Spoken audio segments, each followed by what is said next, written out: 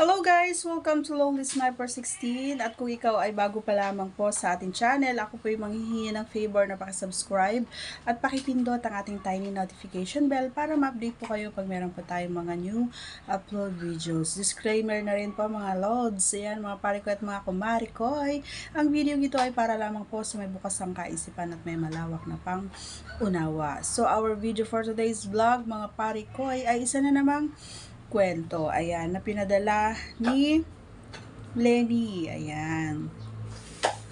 So, ating umpisahan ang kwento ni Lenny. Magandang araw, Miss Lonely Sniper. Ako si Lenny. Araw-araw akong sumasakay ng bus dahil nagtatrabaho ako. Ako ay dalaga. Ako ang breadwinner sa aming pamilya dahil nawala na ang aking ama. Dahil nga ako yung panganay, ako na yung tumayong tatay sa loob ng bahay. Dahil ang aking nanay naman ay wala ring trabaho. Sa araw-araw, ako ay nagbabiyahe.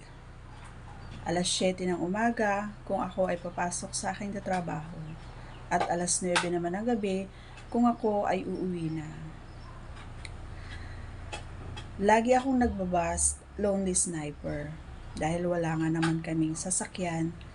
Kaya araw-araw, bus ang lagi kong sinasakyan.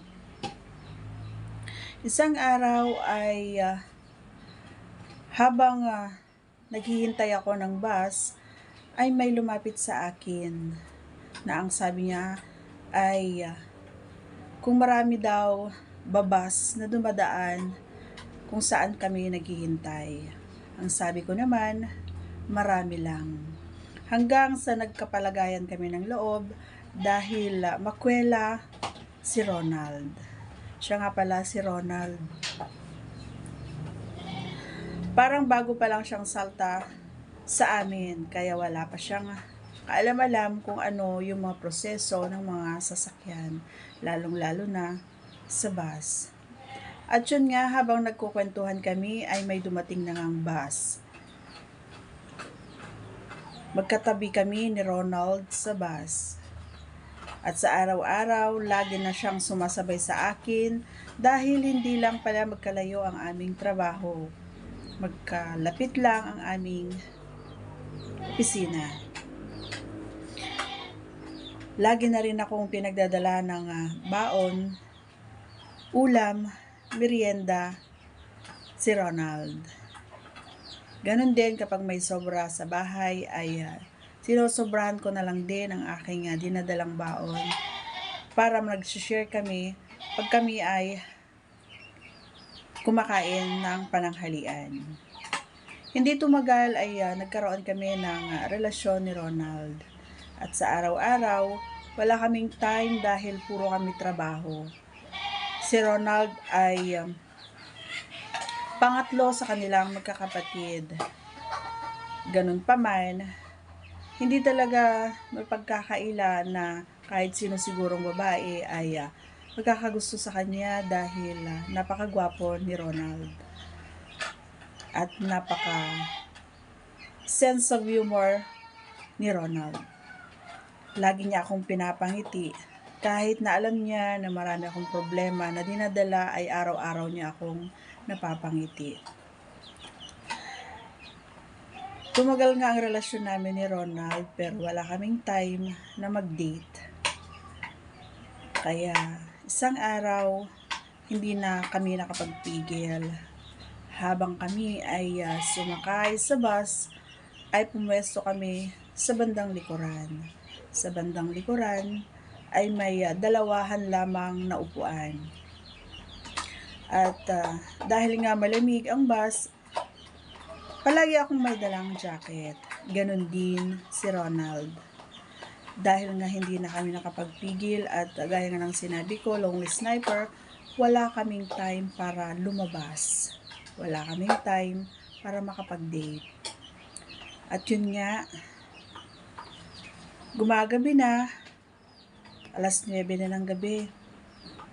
Naghihintay kami ng bus. At yun nga, sa likod kami pumesto ni Ronald. Nagulat na lamang ako dahil bigla ako niyakap ni Ronald ng napakahigpit. Ang sabi niya, nilalamig daw siya.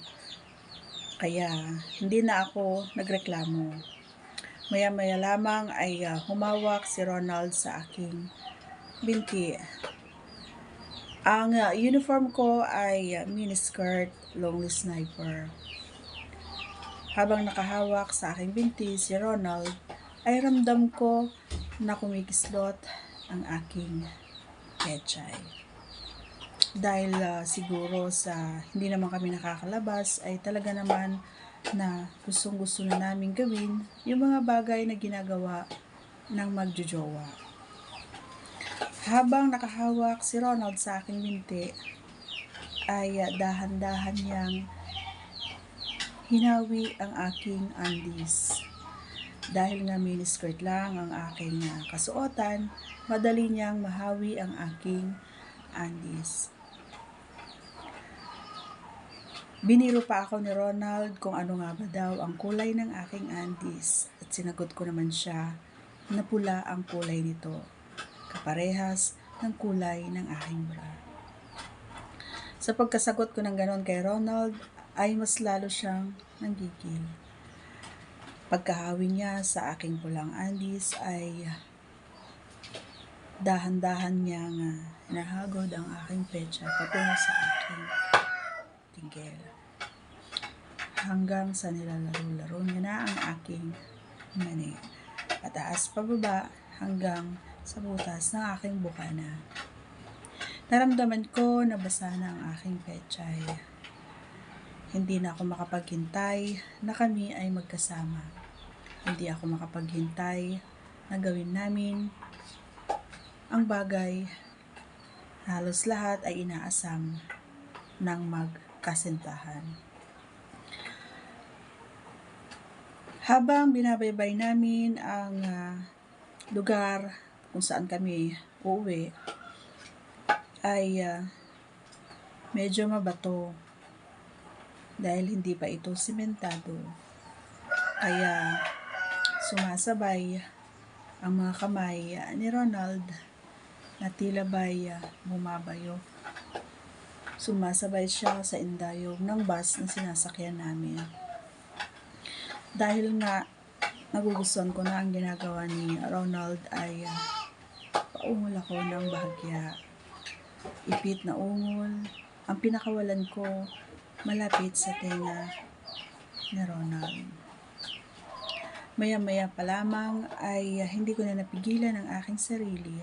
Binuklat ko ang aking jacket at ipinatong sa aming harapan. Kasama ang aming bag ay ginawa naming pantakip habang hawak-hawak ni Ronald ang aking pechay. Kinuha ni Ronald ang aking palad at ipinadampi si Junjun. Pagdampi ng aking palad sa kanong ni Ronald ay naramdaman ko na sobrang tigas nito. Parang gusto niya nang kumawala kung saan siya ay nakakulong. Maya-maya lamang ay hindi ko na napigilan ang aking sarili. Malambot ang pants ni Ronald kaya madaling maibaba ang kanyang sipon. Pagkababa ko nga ay bumulagta ang tigas na sandata ni Ronald. At habang tumatakbo ang bus na malubak ang daan, ay patuloy ang paglalaro namin sa bawat isa. Hanggang sa binulungan ako ni Ronald na bilisan ko daw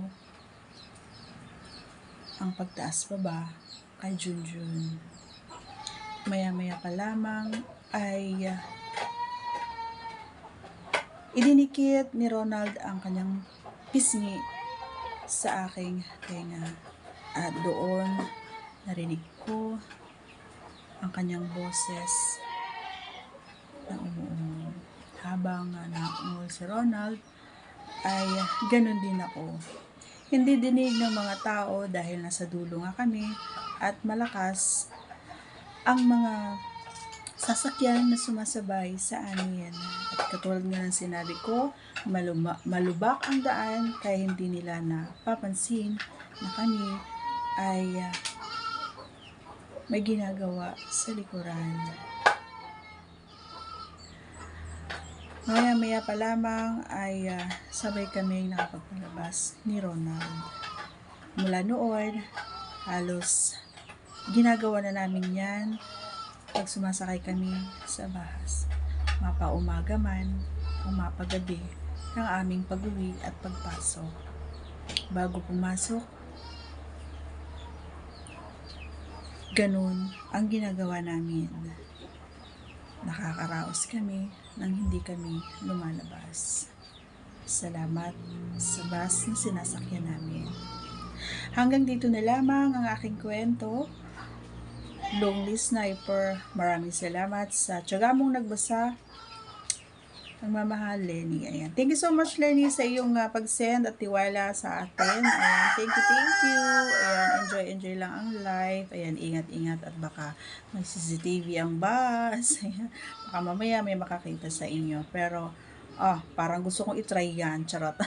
Parang ang sarap, no? Pag ganun yung feeling. Parang very thrilling, very exciting. Kumbaga, gawin yon, pero ingat tayo mga pare ko. Yan, no? So, yan. Salamat, Lenny, once again. At sa mga bago pa lamang po sa ating channel, please don't forget to subscribe and click our tiny notification bell para ma-update po kayo pag meron po tayong mga new upload videos. God bless everyone. See you on our next vlog. Bye-bye!